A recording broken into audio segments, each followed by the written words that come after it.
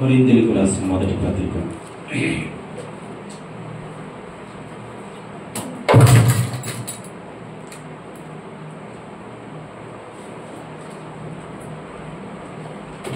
Live start చేశారు. కొరింథీయులకు రాసిన మొదటి పత్రిక 7వ అధ్యాయము 23వ వచనం చదువుకుందాం. మీరు నిలబెట్టి కొనబడిన వారు కనుక మనుషులకు దాసులు కాకుడి.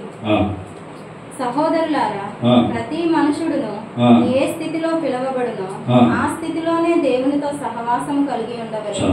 దేవునికి స్తోత్రం. హల్లెలూయా, హల్లెలూయా.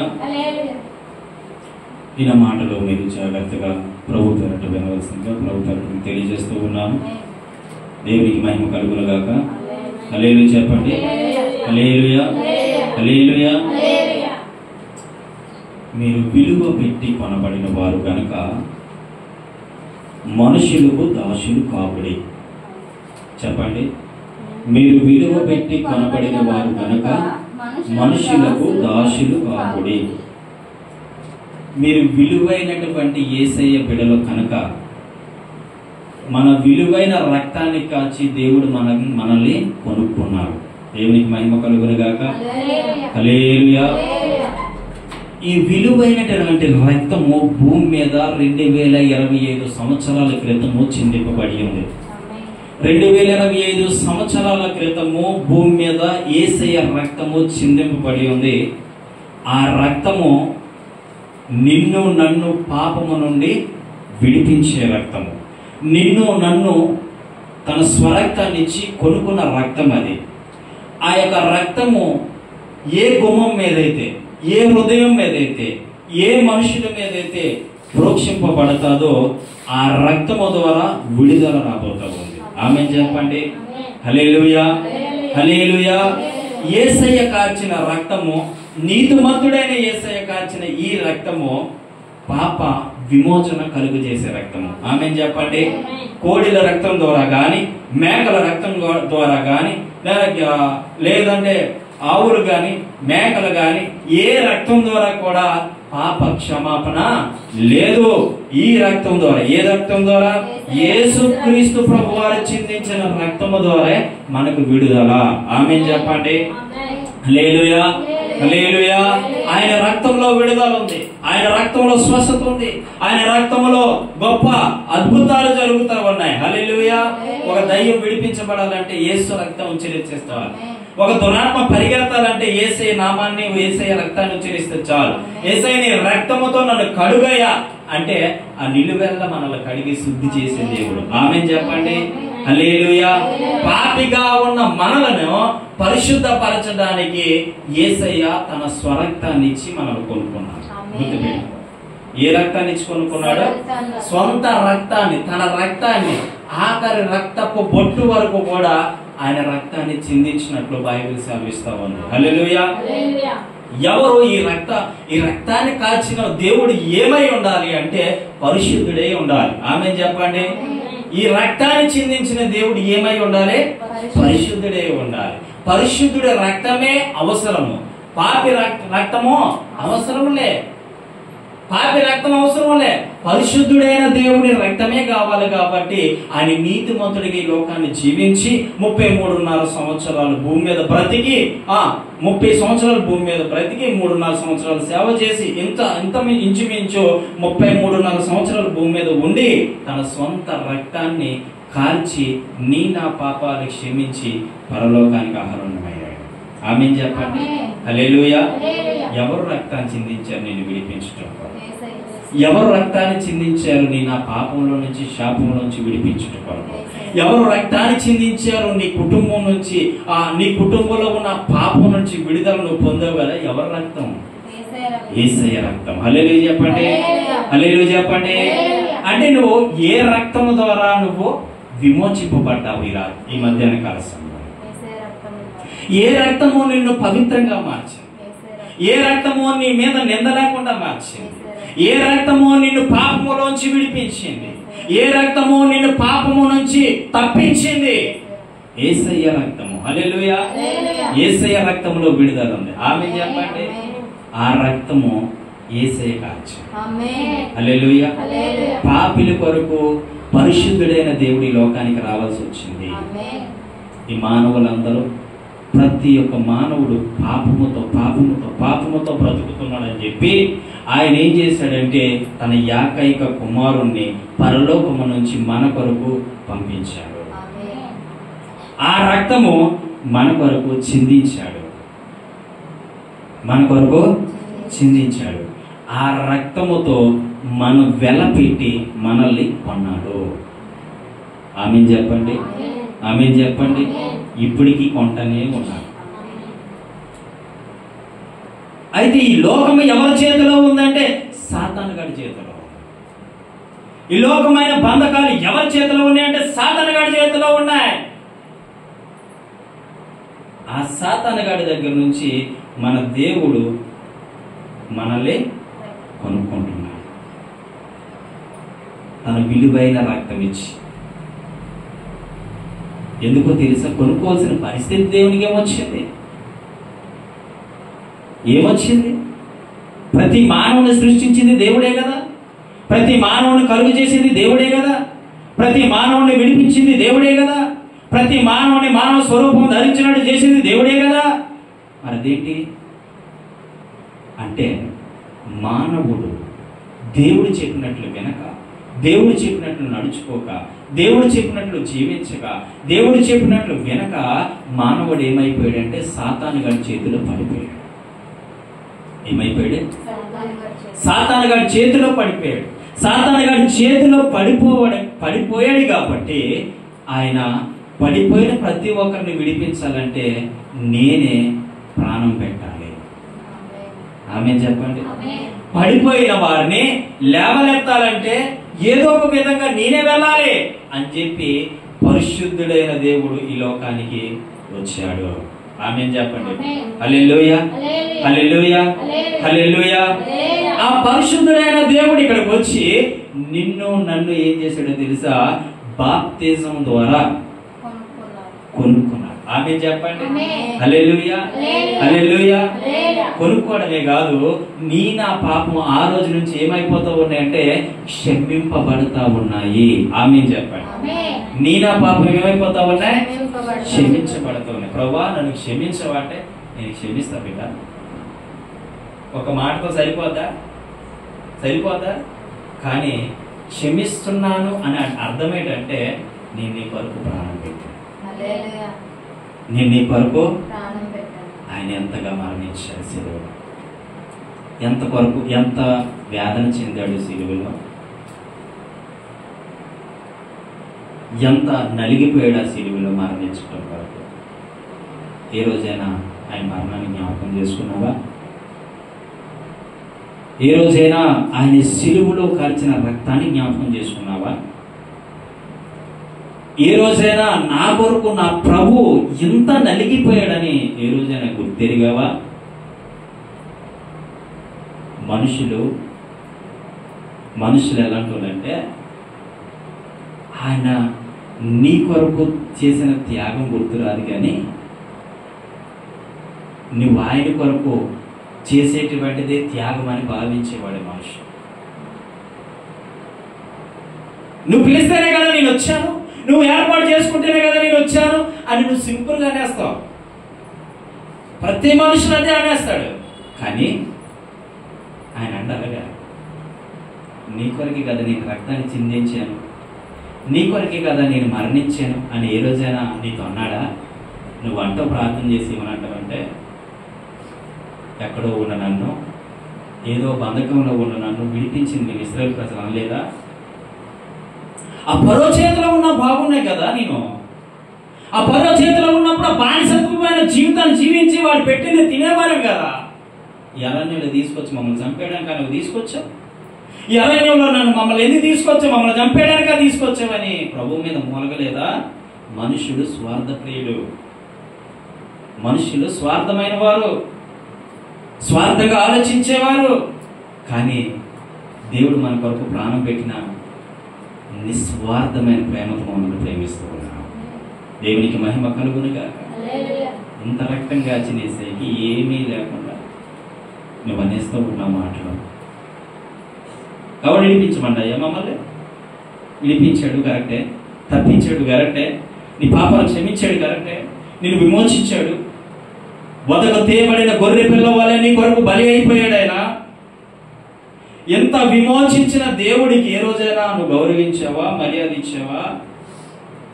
దేవుడు అంటే ఏదో దేవుడు బిడా, గుర్తుపెట్టుకో, పరరులను వీడి ఈ లోకానికి వచ్చింది నీకోసం.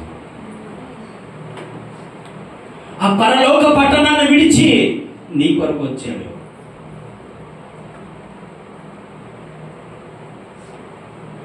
నీ కోసమే, నా కోసమే కలువరి పయనం, నీ కలువరి పయనం, కలువరి పయనం, ఈ కలువరి పయనం ఎవరి కోసమో ఈ ప్రాణ త్యాగము. హల్లెలూయా. నువ్వు ఏ రోజైనా గమనించావా? నా కొరకు యేసయ్య ప్రాణం పెట్టాడు, నా కొరకు యేసయ్య రక్తాన్ని చెల్లించాడు. ఒక్కొక్క కొరడాతో కొడుతూ ఉంటే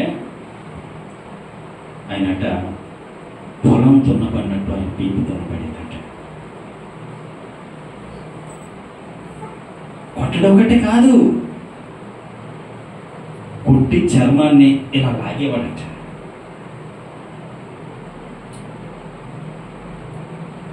కానీ ఒక్క మాట అని పలికాడా? యేసయ్య అంటే ఏమనుకుంటున్నావు నీవు?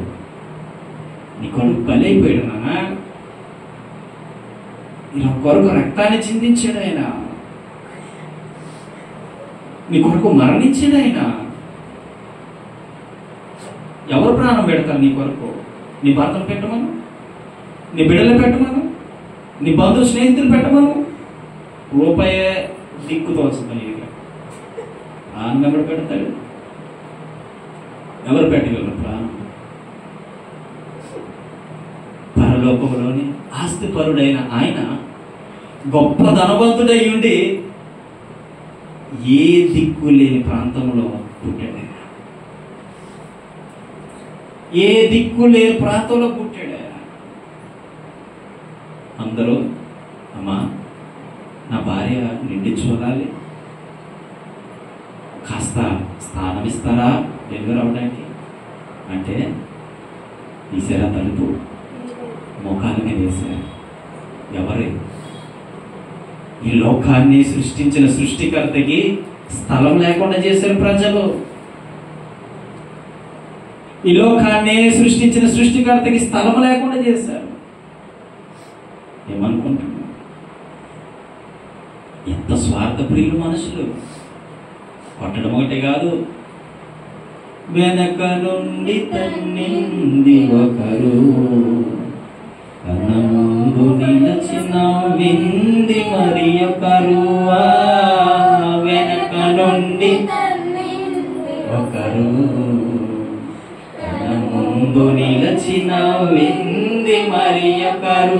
గేలి చేసినారే, పరిహాసమాడినారే, గేలి చేసినారే, పరిహాసమాడినారే. నోరు తెరువలేదా ఈ ప్రేమ,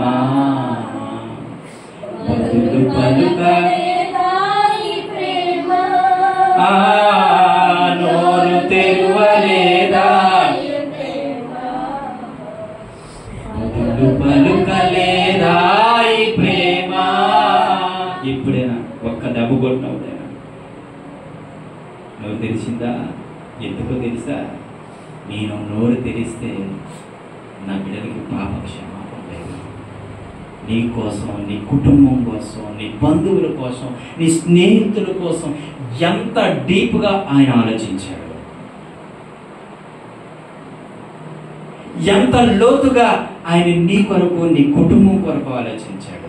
ఆ రోజే ఆయన రక్తం చిందించకపోయి ఉంటే నువ్వేమైపోదు, నీ బ్రతికేమైపోను. ఇప్పుడు చెప్పు, నీ కొరకు ఆయన రక్తం చిందించలేదా? నిన్ను వెల పెట్టుకున్నాడు తండ్రి. వెల పెట్టుకుంటే నువ్వేం చేస్తున్నావో తెలుసా? దేవుని మీద నిందలు, దేవుని మీద అపనిందలు, దేవుడికి విరోధంగా జీవించడం, దేవుడికి విరోధంగా బ్రతకడం, ఏం సంపాదిద్దామని, ఏమి సాధిద్దామని.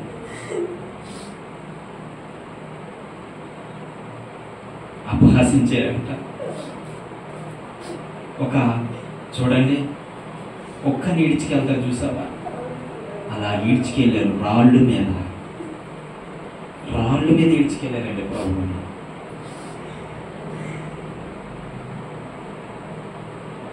రాళ్ళ మీద ఈడ్చుకెళ్ళా. అక్కడ ఏమంటున్నాడని తెలుసా? నా కోసం ఏడవద్దు, మీ కోసం, మీ పిల్లల కోసం ఏడవండి. ఆ నిబంధనని జ్ఞాపకం చేసుకోవడానికి ఈరోజు ప్రభు బల్లారదని ముందు పెట్టాడు. ఆయన రక్తం తాగినప్పుడల్లా ఆయన నీ కొరకు రక్తాన్ని చిందించడం నమ్ము. ఆ రొట్టెని తిన్నప్పుడల్లా ఆయన శరీరము నాగల చేత దున్నబడిన ఒక పొలం వల్లే మారిపోయిందని నమ్ము. ఎంత బలమైన దేవుడు, ఎంత గొప్ప దేవుడు, ఎంత అద్భుతమైన దేవుడు నీ కొరకు ఏమైపోయాడు తెలుసా? దీనుడిగా మారిపోయాడు. నీ కొరకు ఏమైపోయాడు తెలుసా? దీనత్వంలోకి వెళ్ళిపోయాడు. మనుషుడు దీనుడు అవుతాడా? విర్రవీగుతూ ఉంటాడు. మనుషుడికి దేవుడికి ఈరోజు వ్యత్యాసం చెప్తున్నాను. వ్యత్యాసం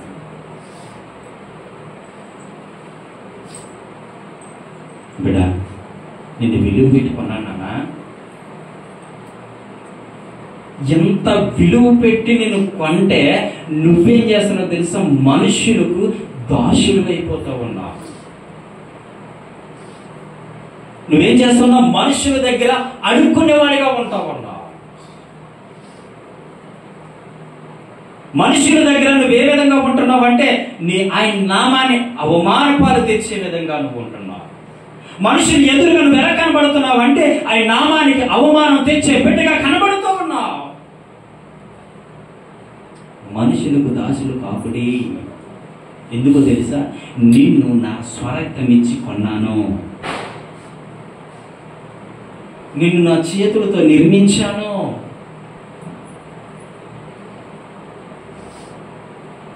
తల్లి గర్భంలో రూపింపబడక ముందు నేను ఎరిగి ఉన్నాను.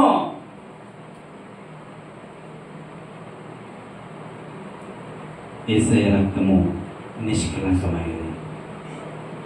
యేసయ్య రక్తము పవిత్రమైనది, పరిశుద్ధమైనది. ఆ రక్తములో పాపము లేదు. ఆ రక్తంలో పాపము లేదు బిడ్డ, తెలుసుకో.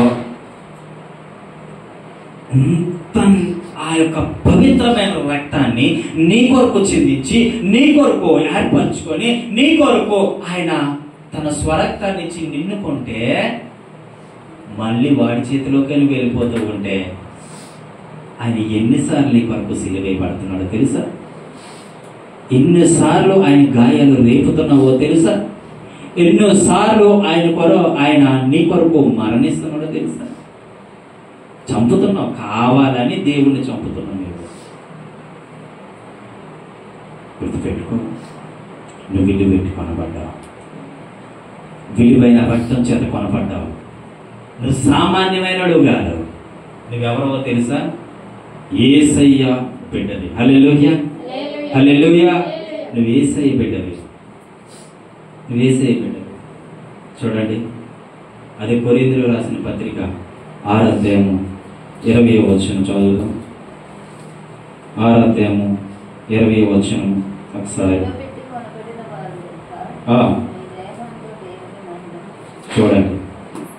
చూడండి. ఇక్కడ మాట చెప్తున్నాడు, మీరు విలువ పెట్టి కొనబడిన వారు. ఫస్ట్ మీరు విలువ పెట్టి కొనబడిన వారు కనుక మనుషులకు దాసులు కాకుడి అన్నాడు. మళ్ళా అంటున్నాడు, ఇక్కడ ఏమనంటున్నాడంటే అపోస్తలుడైన పౌలు గారు రాసినటువంటి 1 కొరింథీయులకు రాసిన పత్రికలో, విలువ పెట్టి కొనబడిన వారు కనుక మీ దేహముతో దేవుణ్ణి మహిమపరచుడి. మీ దేహముతో నువ్వు దేన్ని మహిమపరుస్తున్నావు? దేవునికి విరోధమైన పనులకి నీ శరీరాన్ని ఉపయోగిస్తున్నావు. విలువ లేని పనులకి నీ శరీరాన్ని ఇస్తూ ఉన్నావు. దేహం అనగా శరీరము. విలువైనటువంటి పనికి నువ్వు ఉపయోగించట్లేదు. విలువైన పని ఒకటే, ఆయన ఆరాధించటం. ఆమేన్ చెప్పు. హల్లెలూయా. నువ్వు విలువ పెట్టి కొనబడ్డావు కదా, ఆయన రక్తం చేత నువ్వు కొనబడ్డావు కదా. అయితే నీ దేహముతో ఎవరిని మహిమపరచాలి? దేవుణ్ణి. నీ చేతులు ఎవరి కొరకు ఉపయోగించాలి? నీ కాళ్ళు ఎవరి కొరకు ఉపయోగించాలి? నీ కళ్ళు ఎవరి కొరకు ఉపయోగించాలి? నీ చెవులు ఎవరి కొరకు ఉపయోగించాలి? నీ శరీరంలో పనిచేస్తున్న ప్రతి అవయవము ఎవరి కొరకు ఉపయోగించాలి? ఎంత శరీరంలో ఉన్న ప్రతి అవయవము దేవుని కొరకు మాత్రమే ఉపయోగించేటట్లయితే ఆయన మహిమపరిచే వాళ్ళలో నువ్వు ఒకడు. ఆమేన్ చెప్పండి. హల్లెలూయా, హల్లెలూయా, హల్లెలూయా. దేవుని మహిమపరచు, దేవుని మహిమపరచు. బిగ్గరగా చప్పట్లు కొడుతూ యేసయ్య నామమును మహిమపరచాలి. యేసయ్య వాక్యం వినడానికి చెవిని యొక్కాలి. యేసయ్య మాటలు చూడడానికి, చదవడానికి నీ కళ్ళు పని చేయాలి. మందిరానికి వేగమే పరిగెత్తడానికి నీ కాళ్ళు పని చేయాలి. ప్రతి అవయవము ఆయన కొరకు మాత్రమే పని చేయాలి. గుర్తుపెట్టు. ఈరోజు నీ అవయవాలు దేని కొరకు పని చేస్తావు? భర్తలైతే కొట్టడానికి, ఆడలైతే తిట్టడానికి నీ అవయవాలు ఉపయోగిస్తున్నావు. నోరు దేవుడిచ్చినటువంటి ఒక గొప్ప అద్భుతమైనటువంటి వాయిస్ నీకు ఇచ్చాడు. అదే నోటితో అపవిత్రమైన మాటలు, అపవిత్రమైనటువంటి పనులు, అపవిత్రమైనటువంటి చూపులు, అపవిత్రమైనటువంటి మాటలు నిన్ను విలువ పెట్టుకున్న దీనిక నువ్వు అపవిత్రంగా మారిపోతావనా? నువ్వు అపవిత్రంగా జీవిస్తావనా? నిన్ను విలువ పెట్టుకున్నాడు దేవుడు.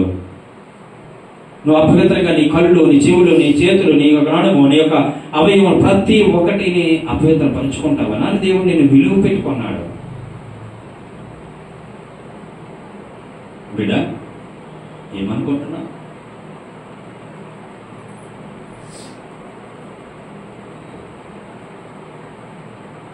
ఆ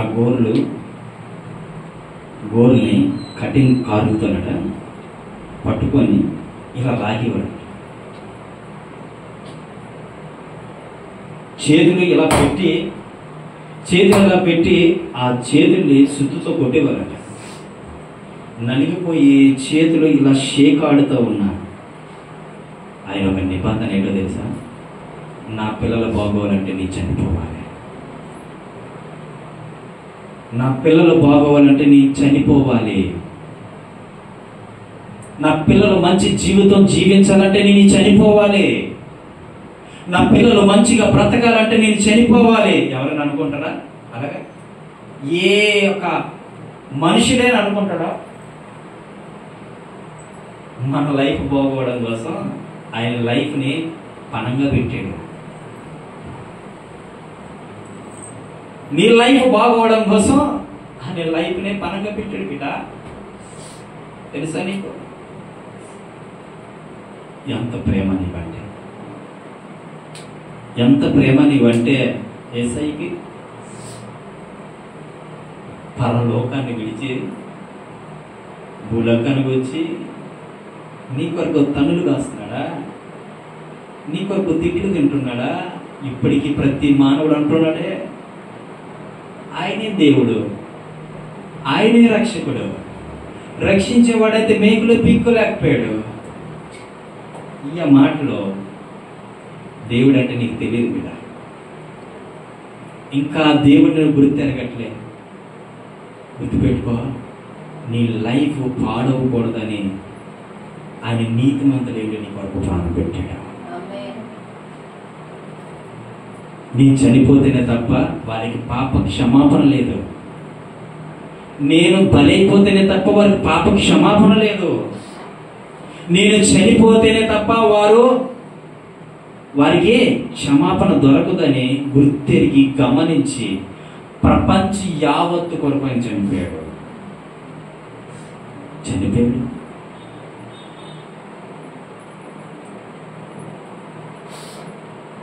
చనిపోయిన దేవుని నీ శరీరంతో మహింపరుస్తున్నావా? శరీరాచలకు లోపడిపోయి జీవిస్తున్నావా? మనుషులకు దాసులు కాకుడని చెప్తున్నాడు దేవుడే. నీ శరీరముతో దేవుని మహిమపరచు అంటున్నాడు దేవుడే. నీ శరీరంలో పనిచేస్తున్న ప్రతి అవయవమును బట్టి దేవుని స్తుతించండి దేవుడే. యేసయ్యా, నువ్వు ఏ రోజైనా అన్నావా ఈ మాట? అన్నావా? యేసయ్యా, ఏ రోజైనా నన్ను నువ్వు ఎంతగా ప్రేమిస్తున్నావు ఏంటయ్యా అన్నావా?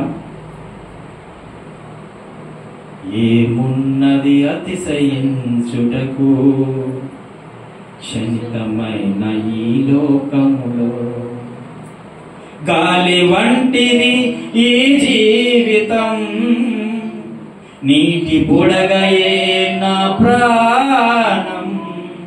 గాలి వంటిది మన జీవితం, నీటి బుడగయే నీ ప్రాణం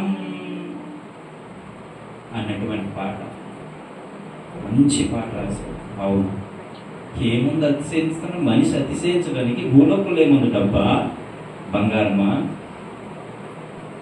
హోదా, పలుకుబడా, ఆస్త, అంతస్తా? మరి అవి ఎందుకు? ఈ క్షణితమైపోయిన ఈ లోకంలో బంగారం విలువదైతే మరి బంగారం ద్వారా పాపాలు క్షమించబడాలిగా. డబ్బే విలువదైతే డబ్బు ద్వారా పాపం క్షమించబడాలిగా. ఆస్తే విలువైనదైతే ఆస్తి ద్వారా పాపం క్షమించబడాలిగా. అంతస్తే విలువైనదైతే అంతస్తు ద్వారా పాప క్షమాపణ ఉండాలిగా.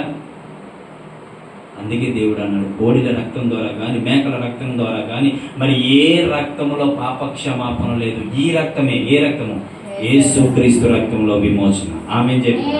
హల్లెలూయా. విలువైనదిగా ఎంచుకుంటున్నది మానవుడు ఎంచుకోవట్లే.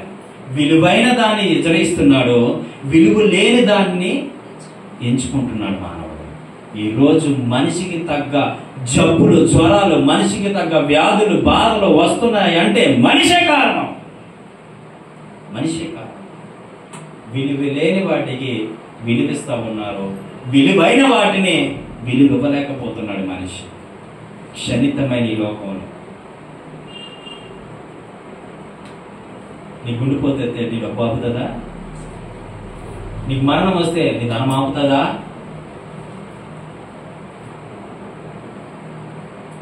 లేవా నీ కారులు, బంగ్లాలు సంపాదించుకొని ఉన్నావు, అవి ఆపుతాయా మరణాన్ని? మరణము రుచి చూడక బ్రతికే నరుడెవడు, కలకాలం ఈ లోకములో ఉండే స్థిరుడెవడు. చిన్న పెద్ద తేడా లేదు మరణానికి, చిన్న పెద్ద తేడా లేదు మరణానికి. కుల మతాలు అడ్డం కావు శ్మశానానికి, కుల మతాలు అడ్డం కావు శ్మశానానికి. ఈ జీవితం విలువైనది, నరులారా రండని సెలవైనది, దేవుని సెలవైనది. విలువైన ప్రాణం. ఏ ప్రాణం ఇది? విలువ బట్టి కొనబడ్డా. నీకు విలువేంటో తెలీదు. ఈ రోజు విలువ గురించి దేవుడు మాట్లాడుతూ ఉన్నాడు. ఏంటో తెలుసా? నేను విలువైన రక్తాన్ని కాచి నేను కొంటే నువ్వు విలువ లేని వాటికి ప్రాధాన్యత ఇస్తావు. నీ శరీరంతో దేవుని కనపరచమని దేవుడు చెబితే డబ్బుని కనపరుస్తావు, ధనాన్ని కనపరుస్తూ ఉన్నావు, బంగారాన్ని కనపరుస్తూ ఉన్నావు, ఆస్తి పాస్తుల్ని కనపరుస్తూ ఉన్నావు. అందుకే నీ డబ్బును ప్రేమించు. అక్షరాలు ఇది వాస్తవం. నేను ప్రేమించకపోవడానికి కారణం వాక్యం నేను ఎరిగి ఉన్నా. ఆమేన్ చెప్పు. వాక్యం ఎరిగిన ఏ బిడ్డ కూడా డబ్బుని చెత్త కాగితంలో చూస్తారు. ఇది ఒక కాగితం అంతే.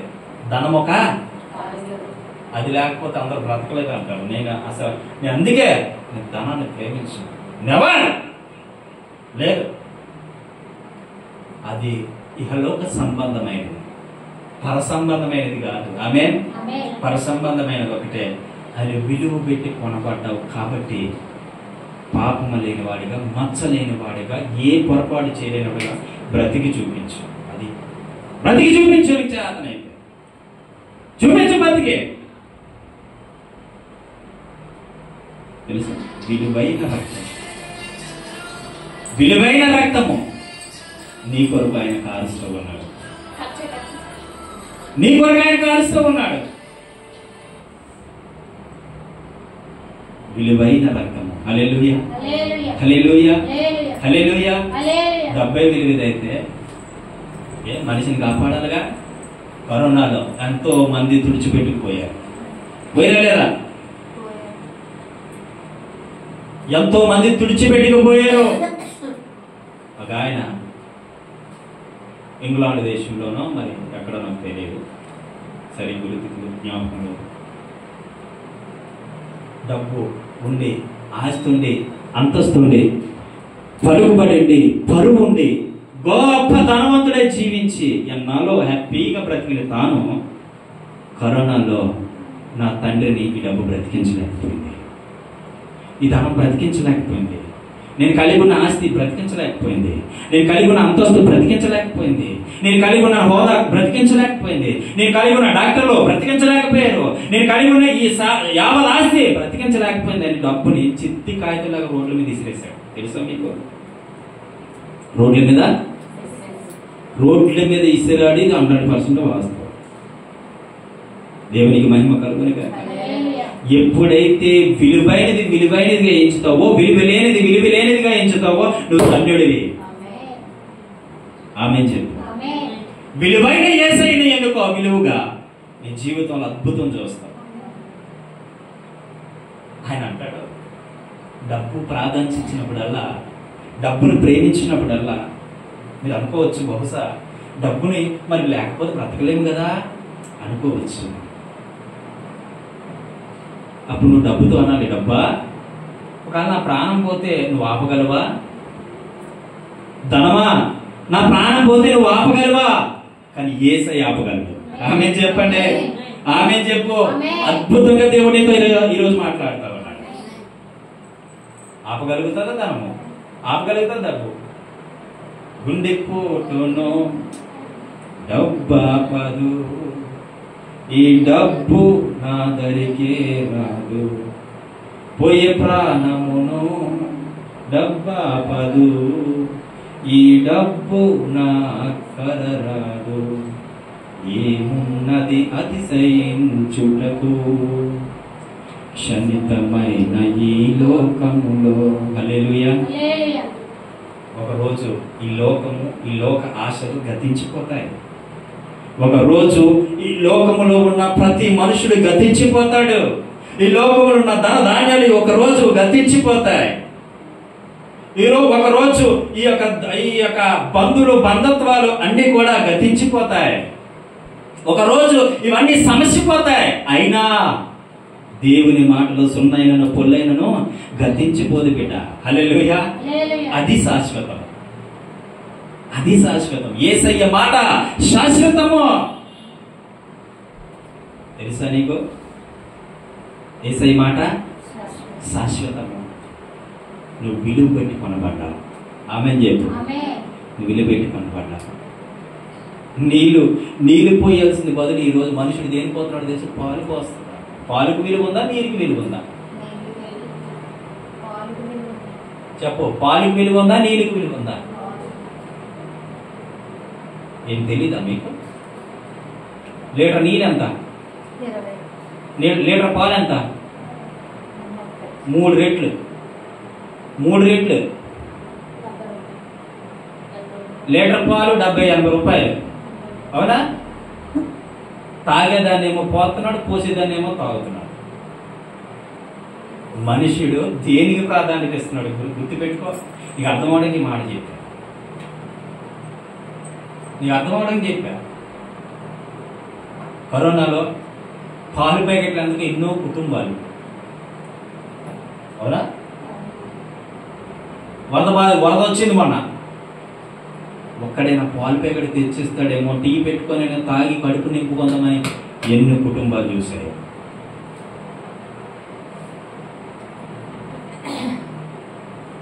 తెలుసా మీకు? పోసేదాన్నేమో తాగుతున్నాడు, తాగేదాన్ని పోస్తున్నాడు మనుషులు.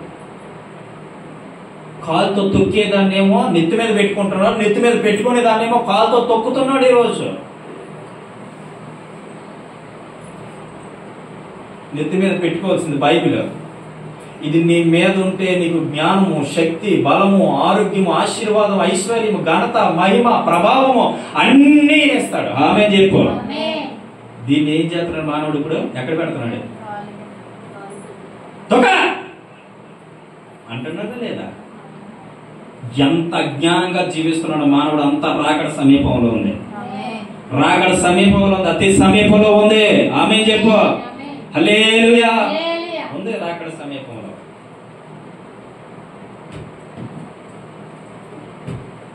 రాకడ అతి సమీపంలో ఉంది బిడ్డ. ఎందుకంటే మనుషుడు చేసిన పాపము భూమి మీద శాపముగా మారిపోతా ఉంది. మనుషుడు చేసిన పాపము శాపమై ప్రపంచాన్ని ఏలుబడి చేస్తా ఉంది. ఏలుబడి చేస్తున్నటువంటి ఈ యొక్క శాపము ఊరికినే సొదొమ పట్టణము పాపముతో నిండిపోయింది, శాపముతో నిండిపోయింది. నినివే ప్రజలందరూ శాపముతో, పాపముతో నిండిపోయి ఉన్నారు.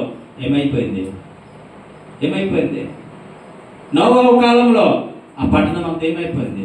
ఒక్కడ వెళ్ళే నాశనం అయిపోయింది. సొదొమ పట్టణాలు ఒక్కడ కూడా లోతు మాట కానీ ఒక్కడ వెళ్ళే నశించిపోయింది. అగ్ని గంధకం వచ్చి కాల్ చేసింది. నినివే ప్రజలందరూ వాళ్ళు పాడైపోయారయ్యా, వాళ్ళు నశించిపోయారు అని యోనా చెబితే ఆ పాడైపోయిన ప్రజలకి వెళ్ళి సువార్త ప్రకటించు.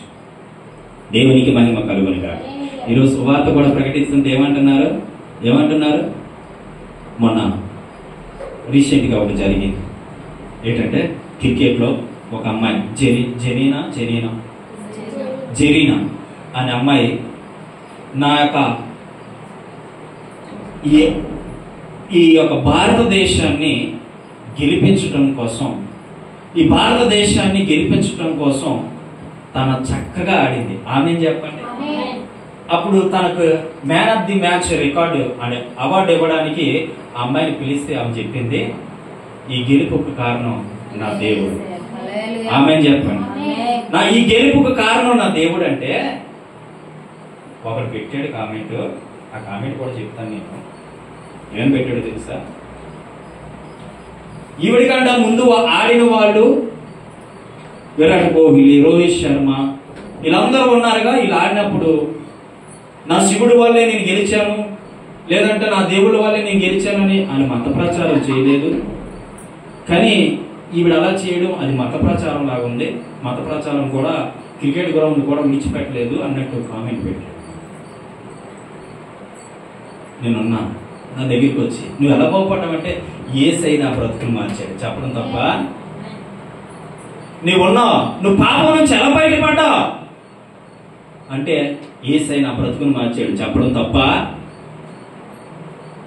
భారతదేశంలో ఉండి నేను ఫలానా దేవుడి వల్ల మారాను, నీ దేవుడి వల్ల మారిన చాలా మంది ఉన్నారు చెప్పుకుంటున్నావుగా, అది తప్పని ఎవడు క్రిస్టియన్ అనలేదుగా. మేము కూడా మత ప్రచారం కాదు, నిజం చెప్తున్నాను. ఆవిడొక్కటే గుర్తుపెట్టుకుంది, యుద్ధము యెహోవాది. హల్లెలూయా. మన దేవుడు కూడా మన పక్షాన ఆయన యుద్ధం చేసేది. ఎంత అజ్ఞానంలో ఉన్నాడు మనిషి జ్ఞాపకం చేసుకో. ఎంత అజ్ఞానంగా మనిషి జీవిస్తున్నాడో జ్ఞాపకం చేసుకో. నిన్ను వెలుగు పెట్టి కొన్న యేసయ్యకి గౌరవం లేదు, మర్యాద లేదు. సేవకుడు అంటేనే గౌరవం మర్యాద లేదే. యేసయ్య అంటే గౌరవం మర్యాద ఏమొస్తుంది? చాలా మంది సేవకుని ఏంగా చూస్తారు తెలుసా? చిత్తుకాయలో చూస్తారు. ఏం కాకుండా ఆ పాస్టర్ గారు మీరు వచ్చే తోవలోని ఒక బిర్యానీ పార్సల్ కట్టి తెచ్చండి, పాస్టర్ గారు మీరు వచ్చే తోవలో బాటిల్ తెచ్చండి, పాస్టర్ గారు మీరు వచ్చే తోవలో అక్కడ ఏమైనా ఏటయ్యి నూకలు దొరికితే కదా నూకలు తెచ్చండి, గోధుమలు దొరికితే కదా గోధుమలు తెచ్చండి, 3 రోజుల నుంచి మా కుక్క తినలేదు అటుగా మాంసం దొరికి మాంసం తెచ్చండి. పాస్టర్ గారు అంటేనే గౌరవం లేదు. నీకు దేవుడు అంటే గౌరవం ఏ విధంగా వస్తుంది? పాస్టర్ గారు వస్తే వచ్చావా, సరే ఇక వచ్చిన కానీ ప్రార్థన చేసేది. నీ గౌరవం. నీకు దేవుడు అంటే తెలీదు. చర్చికి వెళ్ళి పూజలు చేసి పురస్కారాలు చేసేసి వచ్చేయడం కాదు దేవుడు అంటే. పాస్టర్ గారికి విలువ ఇవ్వలేని నీ జీవితము విలువ లేనిదని ఏ రోజైతే గుర్తిస్తావో ఆ రోజు దేవుడు నేను ప్రేమిస్తాను. అప్పుడు దాకా దేవుడు అంటే నీకు ఏది ఎరగవు. ఎన్ని మందిరాలకి వెళ్ళు, ఎంత వాక్యం చదువు, ఎంత ప్రార్థన చేయి, వృధా, వేస్ట్, వృధా. మనిషికి అంటే సేవకులకే నువ్వు గౌరవం లేకపోతే పరమందు ఆయన కనబడతాడా? కనబడు. ఆయనకి నువ్వేం చేస్తున్నావు తెలుసా? నీకైతే నేను లోపడతాను కానీ సేవకులు మాత్రం లోపడు. పో, ఎవడ లోపడమాట? నేనైతే చెప్తాను, నా మాట వినకపోయినా దేవుడి మాట విన. దేవునికి మహిమ కలుగును గాక. హల్లెలూయా, హల్లెలూయా. కానీ మీకు చెప్పవలసిన విషయం ఏంటంటే, మనుషుడు స్వార్థంగా ఆలోచించే మనిషి. ఒకడు బాగైతే ఒకడు చూడలేడు. విలువైన రక్తం ఇదే చెప్తుందని దేవుని మందిరానికి వెళ్ళి బైబిల్ ఇదే చెప్తుందా? బైబిల్ చదివేస్తున్నానా, నాకు అయ్యొచ్చినా, నాకు ఇయ్యొచ్చినా, అది చేస్తున్నాను, ఇది చేస్తున్నాను. ఎవరికి కావాలి? ఒకటి 10 చుట్లు కంఠస్థం పెట్టేసి అవి తెచ్చాను, ఇవి తెచ్చాను, ఇవి నీకు ఆయన కావాలా? ఏం కావాలి? ఏం కావాలి ఆయనకి? ఏం కావాలి ఆయనకి? విలువ పెట్టి కొనబడిన యేసయ్యకి నీ దేహంతో దేవుని మహిమపరుస్తున్నావా? ఏమీ అసలు ఎలాంటిగా అడిగితే ఎటు పాస్టర్ గారు అంత గట్టిగా అడుగుతున్నారు, అడగడం తప్ప. లైవ్ ద్వారా చెప్తున్నా, ప్రియమైనటువంటి దేవుని బిడ్డలారా, విలువ లేని వాడి నిన్ను విలువైన వాడిగా మార్చాడు నా యేసయ్య. ఆయన సొంత రక్తాన్ని ఇచ్చి, సొంత రక్తాన్ని కార్చి నువ్వు చక్కగా నీతిగా యథార్థంగా పరిశుద్ధంగా ఉండాలని నేను జీవింపజేసింది యేసయ్య. ఆ యేసయ్యకి నువ్వు విలువకపోతే నువ్వు ఎవరికి ఇస్తావు విలువ? ఎమ్మెల్యే వస్తే రండి సార్ కూర్చోండి, చాలా నెల అవుతుంది మిమ్మల్ని చూసి, మా ఇంట్లోకి వచ్చి చాలా నెల అవుతుంది. ఏదో ఎమ్మెల్యే దేవుళ్ళ ఫీల్ అయిపోతావు, కూర్చు చేశారు. ఎందుకు? ఒక కార్పొరేటర్ వస్తేనే ఏం చేస్తా? కుర్చీ వేసి ఒక వాటర్ బాటిల్ చేతికి ఇచ్చి రండి సార్ కూర్చోండి. ఆ కార్పొరేట్ ఉన్న విలువ సేవకు లేదు ఈరోజు. అంటే నీవే అలా చూస్తున్నావు. నీ ఇంట్లోకి సేవకుడు వచ్చాడంటే నా యేసయ్య నా కుటుంబంలో అడుగు పెట్టాడు. ఆమె చెప్పు హల్లెలూయా, హల్లెలూయా. అలాగే అందరి సేవకుల గురించి నేను చెప్పండి. దేవుని ఆత్మతో ఎందరైతే నడిపింపబడతారో వారి కొరకు ఈ మాటలు చెప్తున్నా. ఆ సేవకులు పిలిపించుకోండి, ప్రార్థన చేయించుకోండి, దేవుడు అద్భుతం చేస్తాడు. దేవునికి మహిమ కలుగునిగా. బిడ్డ గుర్తు పెట్టుకో, దేవుడు మళ్ళీ మళ్ళీ మాట్లాడుతున్నాడు. నువ్వు విలువ పెట్టి కొనబడ్డా, మనుషులకు దాసులు కావద్దు. నీ శరీరముతో దేవుని నామాన్ని మహిమపరచు. ఆయన నీ కొరకు ప్రాణం పెట్టి రక్తాన్ని చిందించి ఆయన నీ కొరకు ఏం చేయబడ్డాడో తెలుసా? సిలువలో త్యాగం చేశాడు. ఆ త్యాగం మర్చిపోవద్దు. దేవునికి స్తోత్రం, హల్లెలూయా. కాబట్టి ఈ నిబంధన మనకి ఏం చేసిందంటే, ఈ రక్తం ద్వారా, ఈ శరీరము ద్వారా ప్రతి నెల ఆ దేవాతి దేవుని మనం జ్ఞాపకం చేసుకోవడానికి ఒక నిబంధననే పెట్టాడు. ఆయన అంటాడు కదా, నా యొక్క రక్తములు ఎవరైతే చేస్తారో, నా యొక్క శరీరం ఎవరైతే తింటారో వారు నాతో పాలు పంపులో పొందుదరు అనేటువంటి వాక్యాన్ని మనం గుర్తు తెచ్చుకోవాలని చెప్పే ఈ యొక్క నిబంధనను మన ముందు పెట్టాడు. ఇక్కడ ఈ రోజుల్లోనైతే నెలకొకసారి ఇస్తున్నాం, కానీ అపోస్తుల కాలంలో ఇంటింటా కూడి రొట్టె విరుచుటి యందు ప్రార్థన చేయుటి యందు ఎడ తెగక ఉండిరి అని చెబుతూ ఉన్నారు. హల్లెలూయా, హల్లెలూయా. ఆ రాత్రి భోజనమైన పెమ్మట అంటే దీని కొరకు కూడా చెప్తారు. ఏమంటే రాత్రి భోజనమైన పెమ్మట అనే వాక్యం రాబడింది కాబట్టి రాత్రిలో ఇవ్వాలి బలారాధన ఉన్నవాళ్ళు కొంతమంది. బలారాధనట రాత్రిలే ఇవ్వాలని చెప్పి కొంతమంది రాత్రిలే ఇస్తారు. అక్కడ ఏం రాయబడి ఉంది? ఆ 1 కొరింథీ పత్రిక 11వ అధ్యాయం 25వ వచనంలో మనం చదివితే, ఆ ప్రకారమే భోజనమైన పిమ్మట ఆయన పాత్రను ఎత్తుకొని, పాత్ర నా రక్తం వలన కొత్త నిబంధన, మీరు దీనిలో త్రాగినప్పుడల్లా నన్ను జ్ఞాపకము చేసుకున్నట్టుగా దీనిని చేయుడనే చెప్పాను. హల్లెలూయా, హల్లెలూయా. దాన్ని మనం ఏం చేస్తామంటే ఈరో ఆ రాత్రి భోజనమైన పిమ్మట అనేసి ఆ పెట్టుకున్నారో ఉందో మనది మనకి పెట్టుకున్నారో ఉందో మనకి తెలియదు, అలా తయారైపోయారు. కానీ అపోస్తుల కాలంలో వారు పరిశుద్ధంగా దేవుని ఆరాధించారు. ఈనాటికి ఆ పరిశుద్ధత పడిపోయింది. ఇప్పుడు ఎక్కడ చేరిందంటే ఒక దినానికి చేరింది. అప్పుడు ఇంటింటా కూడి ప్రతిరోజు దేవుణ్ణి ఆరాధించి రొట్టె విరుచుటి యందు ప్రార్థన చేయడం యందు ఎడతెగక అపోస్తులు ఉండేవారు. ఈ రోజు అది రోజు కూడి ఆరాధించేది ఒక రోజు పడిపోయింది. ఒక రోజులో బర్ల ఆరాధన, నెలకొక రోజులో బర్ల ఆరాధనగా మనుషులు ఏర్పాటు చేసుకున్నారు. యాక్చువల్లీ బైబిల్ ప్రకారము ప్రతిరోజు బల్లవ్వ, ప్రతి వారం బల్లవ్వ. కొంతమంది ప్రతి వారం ఇస్తారు, కొంతమంది 2వ వారం ఇస్తారు, కొంతమంది 4వ వారం ఇస్తారు. ఎవరు నచ్చినట్టు వాళ్ళు చేసుకుంటున్నారు. నేను దేన్ని తప్పు పట్టట్లేదు, కానీ వాక్యమే సత్యము. దేవునికి స్తోత్రం, హల్లెలూయా. కాబట్టి మీరు విలువ పెట్టి కొనబడిన వారు కనుక మనుషులకు దాసులు ఎట్టి పరిస్థితులు కావాలి. దేవుడి మాటలు దీవించునుగాక, దేవుడి మాటలు ఆశీర్వదించునుగాక. ప్రార్థన చేసుకుందాం. మీరు కళ్ళు మూసుకుందాం. ఈ ప్రార్థనలో ఈ లైవ్ చూస్తున్న ప్రియమైనటువంటి దేవుని బిడ్డలారా, మీరు ఏకీవించాలనుకుంటే, అవునయ్యా నేను విలువ పెట్టి కొనబడ్డా కాబట్టి మనుషులకు దాసులు కాకూడని వాక్యం సెలవిస్తుంది. నా శరీరముతో నేను ఆమెను మహింపరిచే భాగ్యం దయచేయండి అని ఎవరైతే అడుగుతూ ఉన్నారు విలువైన జీవితాన్ని నీకు ఇంకా విలువనిచ్చి ఇవ్వడానికి దేవుడు చూస్తూ ఉన్నారు.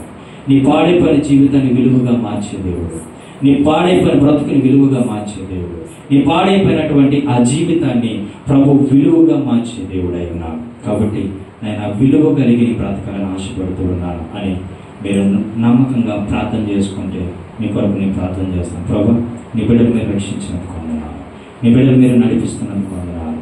విలువైన బ్రతుకు సహాయం చేయండి, విలువైన బ్రతుకు జీవించుటకు సహాయం చేయండి.